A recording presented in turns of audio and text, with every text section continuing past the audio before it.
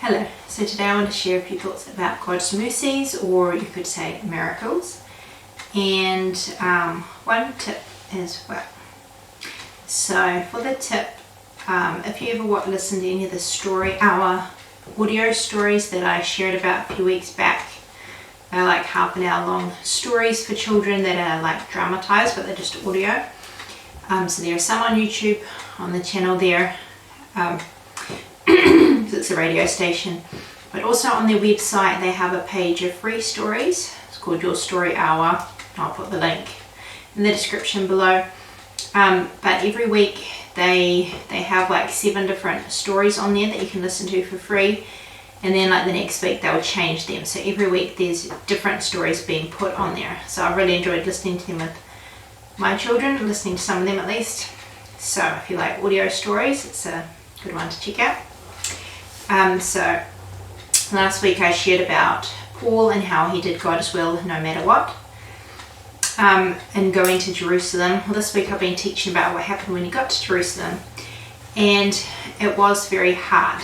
So first what happened, he nearly got beaten to death, and then when he was taken to a safe place, there was a group of men who made a vow to kill him, that they wouldn't eat or drink until they killed him. So the will of God for Paul was very hard, and yet I noticed as I was teaching the story that God still took good care of him. So 2 times in like a really short time, he was just about killed, and yet God intervened both times. So the captain of the Roman soldiers was called for the first time, and he stopped them from killing Paul.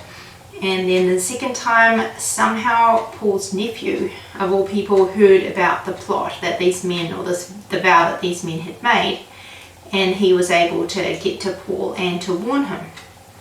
So when it was very hard for Paul, God was also helping him. There was God's, you could say miracles, or you could say God's mercies. And so it's the same for us. Doing God's will for us may be filled with hard things, and yet we need to look for the miracles or God's mercies. So it depends how you think of the word miracle. If you think of it as only something that's completely impossible, then it might not make sense. But I think it's a miracle that Paul wasn't killed both those times, because God intervened. And God can do the same for us in different situations, but often we're focused on the hardness, and we're not thinking about or looking for those mercies or miracles. So we need to look out for the miracles or the mercies and focus on them rather than on the hardness. So what we focus on often seems to get bigger and bigger in our mind. So if we focus on the hard things, then that will kind of get bigger and bigger. But if we focus on the blessings or on God's mercies, then those things will also get bigger and bigger too. And a verse that was helpful to me the other day, I was feeling afraid about something, and in our daily light reading was the verse, "Thou wilt keep him in perfect peace whose mind is stayed on thee, because he trusteth in thee." So what we think about, if we think on God and on his mercies, and then we will have peace. But if we think just on the hard things and on our problems, then we won't have peace. What's your mind on? And another verse that I've been thinking about is 1 Peter 5:7, "Casting all your care upon him, for he careth for you." So God cared for Paul, but it doesn't just say he cares about us. I've always thought of that verse as God cares about us. But he doesn't just care about us, he cares for us. He takes care of us. So that is a comforting thought. He doesn't just care about us, but he takes care of us. He took care of the Israelites in the desert. He didn't just care about them.